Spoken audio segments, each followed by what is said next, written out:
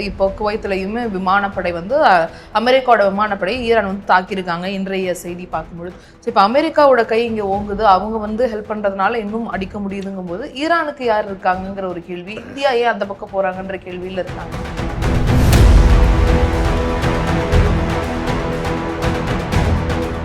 So நீங்கள் இங்கே இருக்கிறது நீங்கள் அது குவைத்தாக இருக்கட்டும், அல்லது துபாயாக இருக்கட்டும், அல்லது யுஏஇயாக இருக்கட்டும், அல்லது கத்தாராக இருக்கட்டும், இங்கே எல்லாம் யாருடைய படைகள் இருக்குது அப்படின்னா அமெரிக்க படைகள் இருக்குது. இவங்க நடத்துனது கூட அமெரிக்க படைகளின் மீது தான் தாக்குதல் நடத்தியிருக்காங்க என்பதை நீங்கள் பார்க்க முடியும்.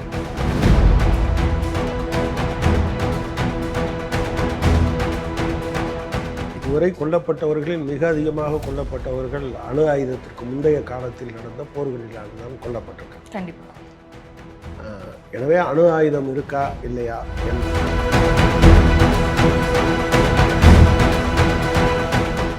எப்ஸ்டீன் ஃபைல்ஸ் வந்துச்சு. இப்போ அதில் பெரும் தலைவர்கள் பல்வேறு ஃபோட்டோக்கள் வந்துச்சு, அவங்களுடைய வீடியோக்கள் வந்துச்சு. இன்னும் அதெல்லாம் வரப்போகுது, இன்னும் நிறையா வெளியே வரப்போகுதுன்னு சொல்லிட்டு இருந்த நேரத்தில் இந்த போர் வீரியம் அடைஞ்சிருக்குங்கும் போது அந்த ஒரு பிரச்சனை வீரியம் அடைஞ்சதுன்னா மற்ற தலைவர்களுக்கெல்லாம் ஒரு கெட்ட பேர் வந்துடும், இல்லை அதனால ஒரு பிரச்சனை வந்துடும், இதை பெருசுப்படுத்துகிறாங்க.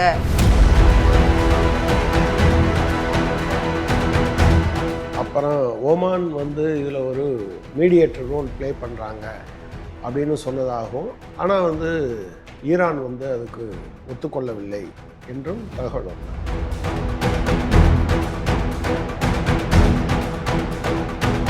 முந்தா நாள் மதியத்திலேருந்து கத்தார் என்ன சொல்லிட்டாங்கன்னா, சீனியர் என்ஜினியர் தவிர மற்றவங்களாம் வேலைக்கு வர வேண்டாம். அதாவது ஒரு ஸ்கெலிட்டன் ஸ்டாஃபை வச்சு எவ்வளவு மெயின்டைன் பண்ண முடியும். ஸோ மற்றவங்க இந்தியாவுக்கும் வர முடியல, அங்கேயும் வேலைக்கு போக முடியும். பாய்தபுல் நேயர்களுக்கு வணக்கம். நான் பவித்ரா சேவியர். இன்றைய நேர்காணலில் நம்மோடு இணைந்திருக்கிறார் மார்க்சிஸ்ட் கம்யூனிஸ்ட் கட்சியின் கனகராஜ் ஐயா அவர்கள். வணக்கம் ஐயா. நாம ரொம்ப பேசிட்டு இருக்கக்கூடிய இந்த நேரத்துல ஒரு போர் சூழல் அப்படிங்கிறது ஈரான்லையும் இஸ்ரேல்லையும் வெடித்திட்டு இருக்கு. பல்வேறு உயிர்கள் இறந்திருக்காங்க. 555க்கும் மேற்பட்ட உயிர்கள் இறந்திருக்கு அப்படின்னு இப்போதைய தகவல் வந்திருக்கு. ஒரு பக்கம் இஸ்ரேல் இந்த விஷயத்தை விடுவாங்க அப்படின்னு எதிர்பார்த்த நேரத்தில் அவங்க விடலை. இப்ப ஈரான் நாங்க விட மாட்டோம், பேச்சுவார்த்தைக்கெல்லாம் இங்கே இடம் கிடையாது, நாங்கள் கண்டிப்பாக எதிர்த்தாக்குதல் அப்படிங்கிறத நடத்துவோம் அப்படின்னு சொல்லியிருக்காங்க. இரண்டு நாடுகளுமே அணு ஆயுதத்தில் ரொம்ப அதிகமான ஒரு விஷயத்த வச்சிருக்கிறவங்க. இவங்க ரெண்டு பேரும் இப்போ போர் நடத்திக்கிட்டு இருக்கிறது அப்படிங்கிறது உலக நாடுகளை பெரும் அச்சுறுத்தலுக்கு ஆளாக்கி இருக்கு. எப்படி பார்க்குறீங்க? இது எதை நோக்கி போகும்? இந்தியாவுக்கு இதில் என்ன பாதிப்பு இருக்கு? என்ன மாதிரியான இடத்துக்கு நம்ம கொண்டு போய் சேருவோம்? என்ன ஸ்டாண்ட் எடுக்க வேண்டிய இடத்துல இருக்கோம்? ஆக்சுவலாக போர்கள் எல்லாமே அணு ஆயுதம் இருந்தாலும் சரி, இல்லைனாலும் சரி, இதுவரை கொல்லப்பட்டவர்களில் மிக அதிகமாக கொல்லப்பட்டவர்கள் அணு ஆயுதத்திற்கு முந்தைய காலத்தில் நடந்த போர்களிலால் தான் கொல்லப்பட்டிருக்காங்க. கண்டிப்பாக. எனவே அணு ஆயுதம் இருக்கா இல்லையா என்பதை நீங்கள் ஒதுக்கி வச்சுட்டு பார்க்கலாம். நீங்கள் 2ஆம் உலகப் போரை தவிர வேறு எந்த காலத்திலும் அணு ஆயுதம் பயன்படுத்தப்பட்டதில்லை. காரணம் மற்றவங்களும் அதை பயன்படுத்தினா நாமளும் பிழைக்க முடியாதுங்கிறது எல்லாத்துக்குமே தெரியும். பட் ப்ராப்ளம் என்னென்னா, இது வெறும் இந்த போர் எதுக்கு அப்படின்னு நீங்கள் பார்த்தீங்க அப்படின்னா, இப்போ சில பேர் ட்ரம்ப் மேலே சொல்கிறாங்க, சில பேர் நெத்தன்யாகு மேலே சொல்கிறாங்க, சில பேர் பெரும்பாலும் தனி நபர்கள் மேலே சொல்கிறாங்க. ஆனால் இந்த போர் அப்படித்தானா, தனி நபர்கள் சார்ந்ததா என்பதை நம்ம முதல்ல பார்க்க வேண்டியிருக்கு. இப்போது ஈரானுக்கு முன்னால் ஈராக் மீது படையெடுப்பு நடந்ததில்லை, குவைத்தின் மீது படையெடுப்பு நடந்ததில்லை, காசாவில் நடந்ததில்லை. இதே போல் நீங்கள் நஜிபுல்லா ஆப்கானிஸ்தானில் கொல்லப்பட்டார், சேக்வாரா கொல்லப்பட்டார், பொலிட்டிக்கல் லீடர்ஸ். மதுரோ சிறைப்பிடிக்கப்பட்டார், அதுக்கு முன்னால் நுரைகா இதே மாதிரி சிறைப்பிடிக்கப்பட்டார். எல்லாமே நடந்துட்டு இருக்கும்.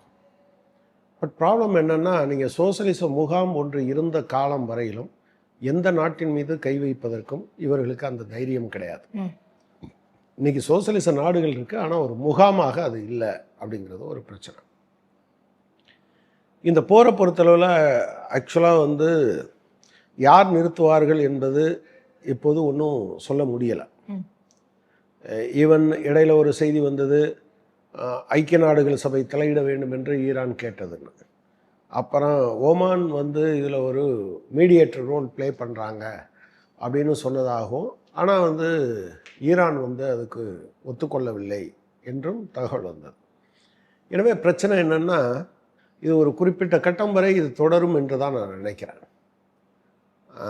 ஏதாவது ஒரு தரப்பு இது நமக்கு மிகப்பெரிய அழிவை தரும் என்று அவர்கள் கருதாத வரை அவங்க பேச்சுவார்த்தைக்கு போக மாட்டாங்க.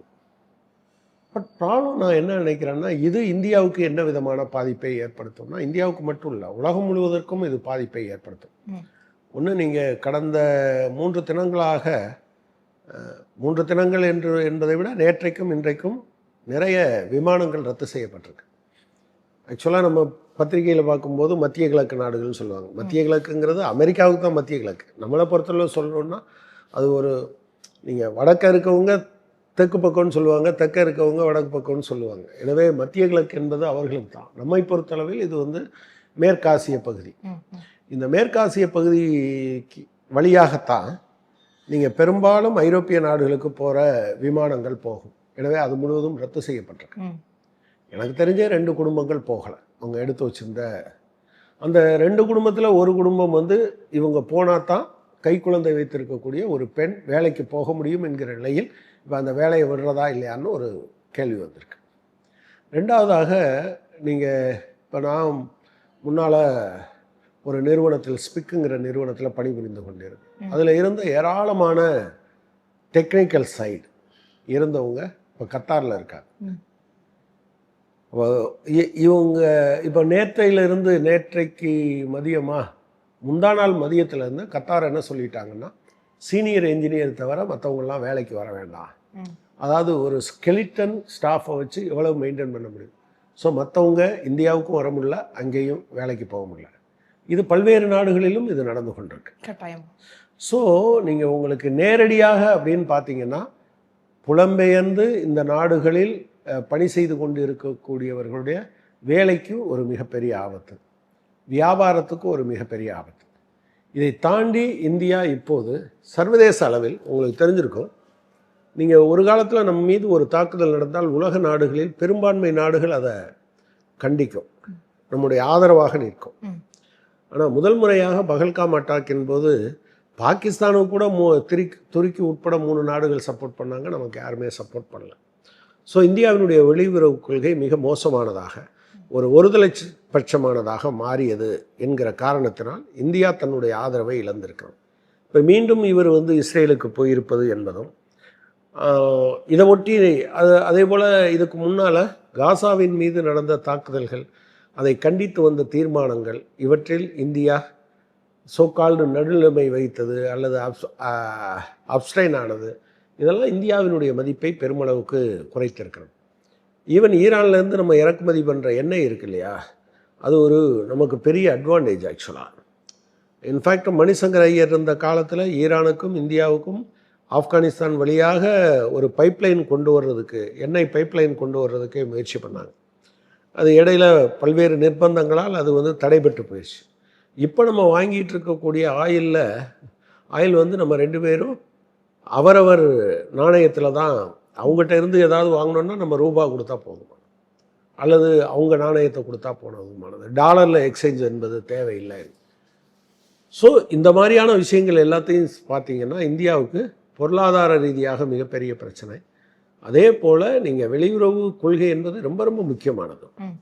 இந்த வெளியுறவு கொள்கையின் காரணமாகத்தான் பல நாடுகள் அவர்களுடைய சில சிரமங்கள் வரும்போது அதில் எல்லாம் மீண்டு வந்திருக்காங்க. இப்போ நமக்கு அது ஒரு பெரிய அடி வாங்கியிருக்கு அப்படிங்கிறதையும் பார்க்க முடியும்.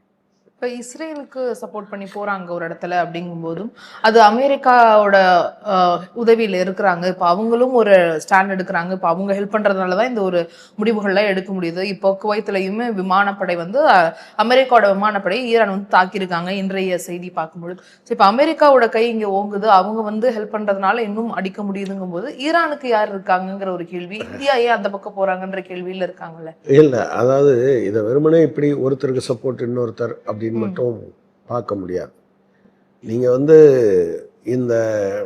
இந்த நாடுகள் எல்லாம் தொழில் வளர்ச்சி, அறிவியல் வளர்ச்சி இல்லாமல் இருந்த காலத்தில் அமெரிக்க நிறுவனங்கள் அங்கே காலூன்றி தடம் பதித்து இவங்களுடைய பெரும்பாலான பணங்களை தங்கள் நாட்டு வங்கிகளில் அவர்கள் வைத்திருக்கிறார்கள், அமெரிக்கா. ஓகே. ஸோ நீங்கள் இங்கே இருக்கிறது, நீங்கள் அது குவைத்தாக இருக்கட்டும், அல்லது துபாயாக இருக்கட்டும், அல்லது யுஏஇயாக இருக்கட்டும், அல்லது கத்தாராக இருக்கட்டும், இங்கே எல்லாம் யாருடைய படைகள் இருக்குது அப்படின்னா அமெரிக்க படைகள் இருக்குது. இவங்க நடத்துனது கூட அமெரிக்க படைகளின் மீது தான் தாக்குதல் நடத்தியிருக்காங்க என்பதை நீங்கள் பார்க்க முடியும். ஸோ யார் சப்போர்ட்டுக்கு வருவா அப்படின்னு சொன்னால், ஒருவேளை இப்போ சில நேரங்களில் காசா இவ்வளவு பெரிய 76,000 பேர் கொல்லப்பட்ட பிறகும் ஒரு நாகரிக உலகம் வெக்கி தடை குனியும்படி பெருசாக நாடுகள் அதுக்கு உதவுறதுக்கு முன் வரலைங்கிறது ஒரு ஃபேக்ட். ஆனால் இது இப்படியே போகாது. இது உலக நாடுகள் மத்தியில் ஒரு மறு சிந்தனைக்கு வழிவகுக்கும். இன்னைக்கு ஈரானுக்கு இருந்தது நாளைக்கு நமக்கு இருக்காதுன்னு எப்படி சொல்ல முடியும்? எனவே நாம் ஏதாவது தடுத்து நிறுத்துவதற்கு முயற்சிக்க வேண்டும் என்று நினைப்பாங்க. ஒருவேளை ஒரு சில நாட்கள் ஆகலாம், அது ஒரு ரீகுரூப் ஆகும் அப்படின்னு தான் நான் நினைக்கிறேன். இப்போ பேச்சுவார்த்தை மூலயமா ஒரு முடிவு எடுக்கணும்னு மோடி அவர்கள் சொல்லியிருக்காரு. பேச்சுவார்த்தை ராஜதந்திர பேச்சுவார்த்தை நடத்தணும் அப்படின்னு சொல்லியிருக்காரு. அவர் சொல்லிட்டு போறாரு. ஆனால் நீங்கள் ஈரான் மீது நடந்த தாக்குதலை உடனடியாக கண்டிப்பதற்கு மனசு வரலையே. நான் என்ன சொல்கிறேன், இந்த நடுநிலைமைங்கிறது ஒரு பெரிய பம்மாத்து பார்த்துக்குங்க. கட்டாயமா 2 பேருக்கு இடையில ஒரு தாவா இருக்கிற போது நியாயத்தின் பக்கம் நிற்பது தான் சரியான நடுநிலைமையை தவிர, நன்மைக்கும் தீமைக்கும் இடையில என்ன நடுநிலைமை? ஆதிக்கத்திற்கும் அடிமைத்தனத்திற்கும் இடையே என்ன நடுநிலைமை? 2 பேரும் பேசி தீர்த்துக்கங்கன்னு சொல்கிறது. அவன் ஆயுதம் வச்சுருக்கான், பக்கத்துலேயே ஒரு அடியாளை வச்சுருக்கான், சுற்றி இருக்கக்கூடிய நாடுகளில் தன்னுடைய படைபலத்தை வச்சுருக்கான். அப்போ பேச்சுவார்த்தை நடத்தி முடிக்கணும்னு சொல்கிறது ஒரு அப்பட்டமான சந்தர்ப்பவாதம், மிக மோசமான. இவர் சொல்கிற அந்த ராஜதந்திரம்னு சொல்கிறார்ல, அதுக்கு எந்த வகையிலையும் கதைக்கு உதவாது. அமெரிக்காவே இந்தியாவை எப்படி பார்க்கணும்னா, நம்ம என்ன முடிவெடுத்தாலும் இவங்க ஆதரிப்பாங்க என்கிற நிலைமைக்கு தான் கொண்டு போயிடும். இப்போ சோஷியல் மீடியாவில் இன்னொரு விஷயம் போயிட்டு இருக்கிறத பார்க்க முடியுதுங்க ஐயா. எப்ஸ்டீன் ஃபைல்ஸ் வந்துச்சு. இப்போ அதில் பெரும் தலைவர்கள் பல்வேறு ஃபோட்டோக்கள் வந்துச்சு, அவங்களுடைய வீடியோக்கள் வந்துச்சு. இன்னும் அதெல்லாம் வரப்போகுது, இன்னும் நிறையா வெளியே வரப்போகுதுன்னு சொல்லிட்டு இருந்த நேரத்தில் இந்த போர் வீரியம் அடைஞ்சிருக்குங்கும் போது, அந்த ஒரு பிரச்சனை வீரியம் அடைஞ்சதுன்னா மற்ற தலைவர்களுக்கெல்லாம் ஒரு கெட்ட பேர் வந்துடும், இல்லை அதனால ஒரு பிரச்சனை வந்துடும். இதை பெருசுப்படுத்துறாங்க, இதை பெருசுப்படுத்துறது மூலியமா அது அடங்கப்படும் அப்படிங்கிற ஒரு விஷயம் நடக்குதுங்கிறாங்க. அதை நம்ம எடுத்துக்க முடியுமா, இல்லை அதை ஏதாவது? எனக்கு அதை அப்படி தோணலை. இது ஒரு ரொம்ப விபரீத விளையாட்டு. எனவே அமெரிக்கர்கள் மட்டும் குண்டு போட்டால் ஈரானியர்களும் சாவாங்க, அமெரிக்கர்களும் சாவாங்க தானே.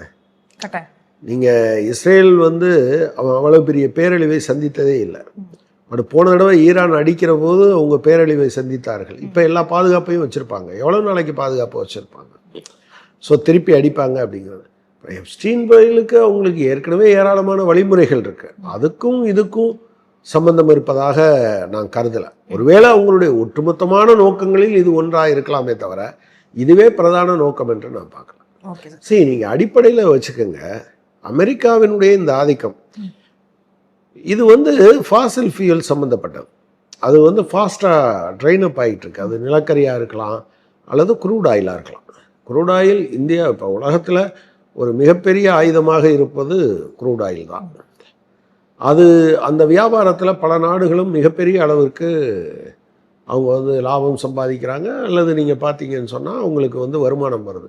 இவன் ஏன் வெனிசுலாவை தேர்ந்தெடுத்தான்? உலகத்தின் 3rd richest oil rich country அது. ஏன் ஈராக் அடித்தான்? இப்போ ஏன் ஈரானை குறி வைக்கிறான்? இது எல்லாம் அங்கே இருக்கக்கூடிய அந்த எண்ணெய் வளங்களை வைத்து நடக்கும். இப்போ வளங்கள் எடுத்துறது மூலியமா இன்னும் ஸ்ட்ராங்கான ஒரு கண்ட்ரி அவங்க திரும்ப மாற முடியுங்கிறதுனாலே ஆகும். அப்படின்னா ரவுடிகள் ராஜ்யம் தான் நடந்திருக்கும். கொஞ்ச இடத்துல நீங்கள் பண்ணுவீங்க, திருப்பி அடிக்க முடியாத ஆட்கள் என்று வெள்ளற்கரியவர் என்று யாராவது உலகத்தில் உண்டா? இல்லை. இங்கே எல்லா பாதுகாப்பும் வச்சிருக்க போது தான் உங்கள் இரட்டை கோபுரம் தவிர்க்கப்பட்டது. எல்லா பாதுகாப்போடும் இருக்கும்போது தான் கென்னடி கொல்லப்பட்டார். எல்லா பாதுகாப்புகளும் இருக்கும்போது தான் ராஜீவ்காந்தியும் இந்திரா காந்தியும் கொல்லப்பட்டார்கள். கொல்லப்பட முடியாதவர்கள், வெல்லப்பட முடியாதவர்கள் என்று உலகத்தில் எவரும் இருக்க முடியாது. எனவே அமெரிக்கா தன்னை யாரும் தொட முடியாது என்கிற உயரத்தில் இருப்பது என்பது அது எந்த வகையிலையும் பொருத்தமான யோசனையாக இருக்காது. அது ஒரு முரட்டுத்தனம். அவங்கள பொறுத்தளவில் ஏகாதிபத்தியத்திற்கு ஒரு விரிவாக்கம் தேவை.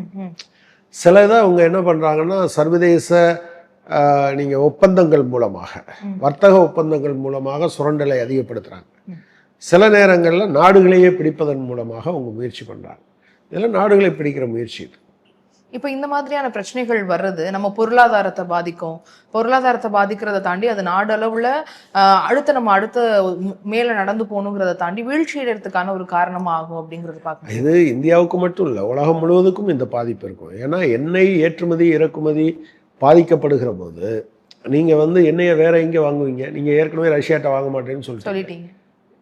இப்போ போய் கேளுங்கன்னு கேட்டால் கொடுங்கன்னு கேட்டால் கொடுப்பாங்களா? அப்போ உங்களுக்கு பாருங்கள், ஈரானை அடிச்சிட்ட பிறகு உங்களுக்கு 2 மேஜர் சோர்ஸை அவன் க்ளோஸ் பண்ணுறான். வெனிசுலாவிடம் வாங்க வேண்டும் என்கிற நிர்பந்தத்தை உருவாக்குறான்.